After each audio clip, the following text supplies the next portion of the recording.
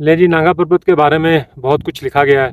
किसी ने इसको मनहूस लिखा है और किसी ने इसको ज़ालम, वहशी, दुत्कारती हुई और किसी चीज़ को खातिर में ना लाती हुई लिखा है।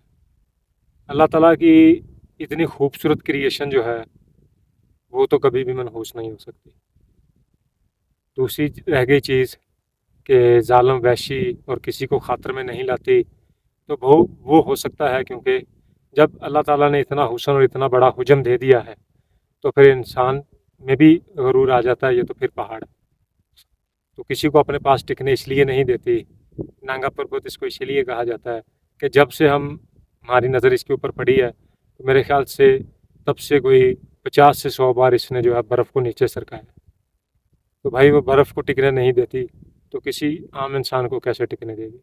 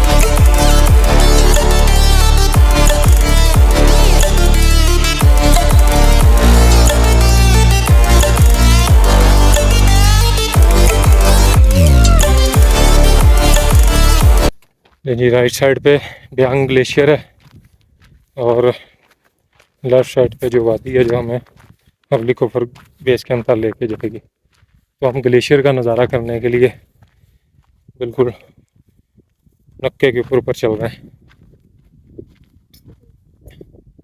रास्ता थोड़ा नीचे आता है जहाँ मुश्किल है, फिर दोबारा वहाँ से ग्लेशियर की तरफ हो जाएगा।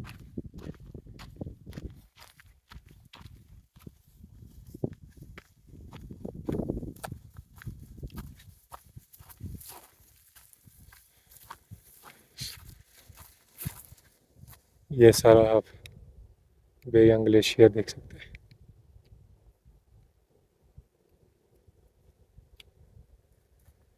काफ़ी बड़ा और काफ़ी मुश्किल ग्लेशियर है, इसमें कोई शक नहीं। ये हैं जी कुछ भेड़ें, 2 भेड़ें पड़ी हुई हैं अभी इधर, जिनका शिकार रात को जो है वो भेड़ियों ने किया है। जो वो ले जा सके हैं वो भेड़िए ले गए हैं और जिनकी कुछ सांस चल रही थी उनको मालक को 2 को ज़िबा करके ले गए हैं गोश्त को। ये 2 इधर पड़ी हैं। अब इससे सिर्फ तकरीबन कोई आप कह लें कि 200 मीटर या 300 मीटर के फासले पे हमारा टेंट है। ये नागा पर्वत, ग्लेशियर और सराउंडिंग्स को एक्सप्लोर करने के बाद हम अल्हम्दुलिल्लाह कैंपिंग साइट में दाखिल हो चुके हैं और अच्छी खूबसूरत जगह, पानी का चश्मा है बहुत ही साफ़ सुथरा, मीठा। और वो जी हमारे टेंट नज़र आ रहे होंगे और मारमोट की आवाज़ आपको आ रही होगी। तो आज बाकी के दिन और रात के लिए हमारे जो साथी होंगे इस कैंपिंग साइट में वो होंगे मारमोट।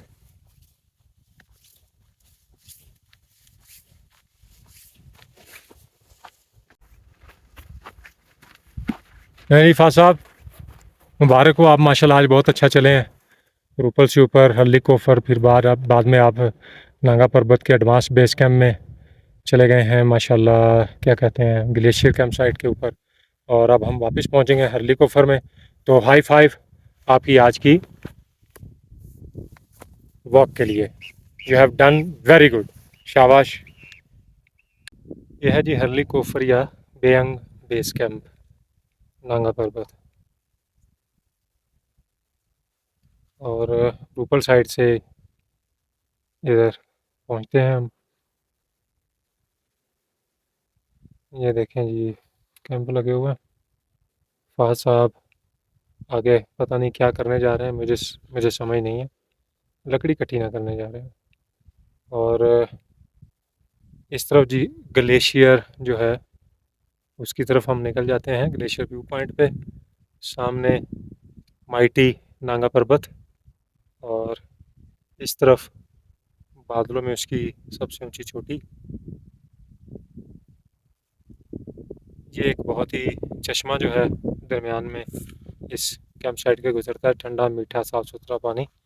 और ये जो बड़ा पत्थर लगा हुआ है इसके साथ रास्ता ऐसे ऊपर जाता है और वहाँ से बेयंग ग्लेशियर के नीचे उतरता है। और ग्लेशियर को क्रॉस करने के बाद जो है वो हम टॉप मैदान से लातोबो कैंप 2 जो है, बेस कैंप 2, और फिर उसके बाद मज़ीद आगे बढ़ते चले जाएँ तो शिगरी के बाद हम फिर जो है मजीनो पास की तरफ निकल जाते हैं, मजीनो बेस कैंप जिसको फ़ौजी कैंप भी बोला जाता है। मेरे पीछे आप जो है वो नांगा पर्वत की चोटी को देख रहे होंगे। नांगा पर्वत पाकिस्तान की दूसरी ऊंची जबकि दुनिया की जो है वो 9वीं ऊंची चोटी है। इसकी जो हाइट है तकरीबन 26,700 फीट के आसपास है। और ज़ाहिर बात है कि किलर माउंटेन इसको बोला जाता है, किसी को खातर में नहीं लाती। बहुत ही ख़तरनाक इसलिए भी है कि अभी हमने कोई तकरीबन 4-5 घंटों में कोई 100 बार बर्फ़ को नीचे गिरते देखा है सरकते हुए, एवालांच, छोटे मोटे एवालांच जो है। तो इसलिए ज़ाहिर बात है ख़तरनाक भी है। यहाँ तक पहुँचने के लिए जहाँ पे मैं बैठा हूँ हर्ली कोफर या बेयंग बेस कैंप जो है, आपको किसी भी मुकाम से पाकिस्तान के सबसे पहले जो है वो गिलगित बल्तिस्तान के शहर या ज़िला अस्तोर आना पड़ता है। अस्तोर से फिर आप टेरिशिंग के लिए आते हैं। अगर आप मोटर बाइक्स पे आ रहे हैं तो मोटर बाइक्स आपको बिल्कुल इसके नीचे, जहाँ से सिर्फ 30 मिनट्स की वॉक है हर्ली कोफर की, वहाँ तक लेके आते हैं नीचे कैंपिंग साइट पे। और अगर आप गाड़ी में आते हैं 4x4 में तो वो भी वहाँ तक पहुँच सकती है। और अगर आप प्राइवेट गाड़ी में आ रहे हैं तो या तो आप टेरिशिंग से या स्टोर से गाड़ी लेंगे, या आप लोकल गाड़ी में टेरिशिंग तक, और उसके आगे फिर आप ऑनवर्ड पैदल यहाँ तक पहुँचेंगे। टेरिशिंग से अगर आप पैदल चलना शुरू करें तो जो टोटल फासला है वो मैक्सिमम कोई तकरीबन 2.5-3 घंटे का है आम एक पंजाब के बंदे के लिए, अगर वो चलता जाए आहिस्ता आहिस्ता। मगर अगर आप बहुत ज़्यादा बीच में ब्रेक करते हैं, सांस लेते हैं, तो चाहे पूरा दिन लगा दें। 8 से 10 किलोमीटर का फासला है। बहुत ही खूबसूरत जगह है, तो लिहाजा ज़रूर आएँ, ज़रूर देखें और एंजॉय करें। जी फ़ाज़ साहब, कैसे हैं आप? ठीक ठाक हैं? अल्लाह का शुक्र है। अच्छा, तो कल हम पैदल चले थे टेरिशिंग से, ठीक है? हाँ जी। शाम के वक़्त पहुँचे नहीं थे हर्ली कोफर। आज हम हर्ली कोफर भी पहुँच गए और ग्लेशियर व्यू पॉइंट भी देखा है, नांगा पर्वत को हाथ भी लगा के आ गए हैं। तो कैसी फीलिंग है आपकी? क्या सोच रहे हैं? कैसा लग रहा है आपको? बहुत अच्छा लग रहा है। अच्छा, बस इतना ही, कुछ और कहना चाहेंगे आप? बहुत अच्छा लग रहा क्या अच्छा लग रहा है भाई? बहुत अच्छे के अलावा कुछ कहना चाहेंगे? है बस। अच्छा, इतना ही है, चले ठीक है।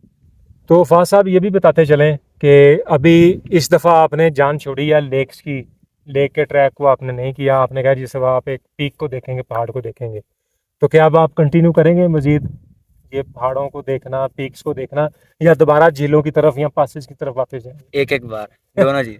दोनों चीज़ें देखेंगे जी इंशाल्लाह। चले, मोराल हाई है जी।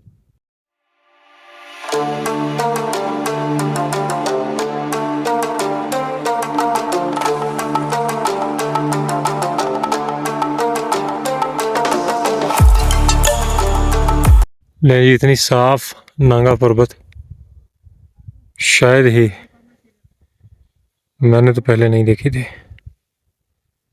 सुबह के साथ साथ ये शाम का वक़्त जो है ना, इसमें भी क्या खूबसूरत नज़ारा है। और दूसरी चीज़ ये है कि हर्ली कोफर बेस कैंप में शाम बहुत जल्दी घिर आती है। इसकी वजह यह है कि ये जो दीवार है ग्लेशियर की, सूरज इसके पीछे चला जाता है, जिसकी वजह से शाम यहाँ पे जल्दी आती है। और ये देखें, अभी तक धूप है, मगर इस जगह पे बेस कैंप में ये इस किस्म की छाया या अंधेरा हुए कोई तकरीबन 1 घंटा हो चुका है। अस्सलाम वालेकुम। ले जी, इंशाल्लाह आज के दिन का इख्तिताम किया है हमने और अब हम अपने कैंप्स में लेट गए। तो हर तरफ दौर दौरा है कि कहीं रात को भेड़िए ना जाए। तो इंशाल्लाह अल्लाह ताला अपना कर्म रखेंगे। अल्लाह ताला से दुआ करते हैं कि बेहतर तो ये है कि वो ना आए। बाकी जो हमारे पास डंडे वंडे हैं वो रख के कैंप के आगे हम बस ये है कि उन्हीं से बचाव करेंगे और कुछ और कर सकते हैं तो अल्लाह ताला खैर करेंगे इंशाल्लाह। अल्लाह का शुक्र है जी, रात को भेड़िए तो नहीं आए हमारे में, मगर मेरे साथियों ने उनकी आवाज़ें सुनी हैं, मुझे जगाया, तो उसके बाद सुबह तक तो कोई आवाज़ भी नहीं आई। अभी सुबह सुबह नाश्ता करने के बाद हमने प्लान बनाया है कि हम जो है वो देख के आते हैं जो भेड़ियों का शिकार था वो पड़ा है या भेड़िए उसको ले जा चुके हैं जी। उनके शिकार की तरफ जाते हुए उनके फुटप्रिंट तो जो हैं वो मिल गए। फैमिली है पूरी, छोटे और बड़े। वो जो नज़र आने वाली भेड़ है वो यहाँ पड़ी थी कल, इस जगह पे, इस जगह पे पड़ी थी। ये उसका थोड़ा सा खून भी लगा हुआ है और यहाँ से उन्होंने खींचना शुरू किया खाना उनको, और ये इसका पीछे से जो है वो खून की नालियाँ निकाली हैं खींच के। दूसरा ये है जी कि ये चूँकि अब टूरिस्ट सीज़न तो है कोई नहीं, अक्टूबर शुरू होने वाला है तकरीबन, तो अब यहाँ पे जंगली जानवरों का राज है जिनका ये इलाका है। क्योंकि ये बियाबान है, जंगल है, तो यहाँ के असल मालिक जो हैं वो जंगली जानवर ही हैं, और भेड़िया इन इलाकों में एक सरदार की हैसियत रखता है। लें जी, 7:40 तकरीबन हो चुके हैं सुबह के, और इंशाल्लाह हम वापसी टर्शिंग की तरफ जो है ना अपना सफ़र शुरू कर रहे हैं। और सफ़र तो वैसे 1.5-2 घंटे का ही है अगर चलते चले जाएँ एक एवरेज स्पीड से, क्योंकि मैक्सिमम उतराई है। और मगर ये है कि साथियों की स्पीड पे भी मुनहसर होता है कि वो किस स्पीड से चल रहे हैं, कितनी देर लगेगी, देखते हैं इंशाल्लाह।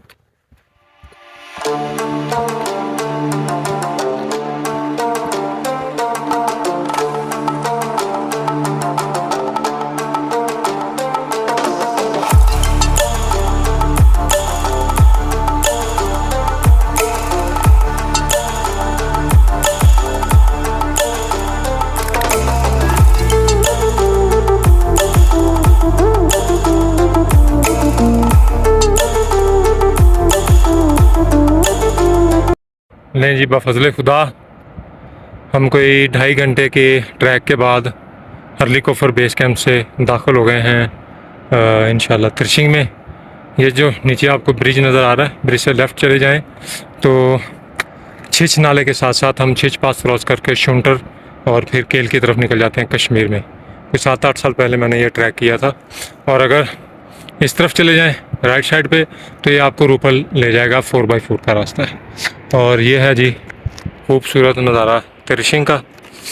और तिरशिंग जो है यहाँ तो आप पहुँच तो सकते हैं अपनी गाड़ी पे, अभी 2-4 सालों में शायद रोड ठीक हो जाएगा, अभी थोड़ा मुश्किल है।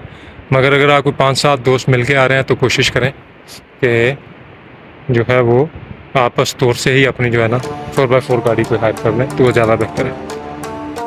इस ट्रैक के मुजाहिद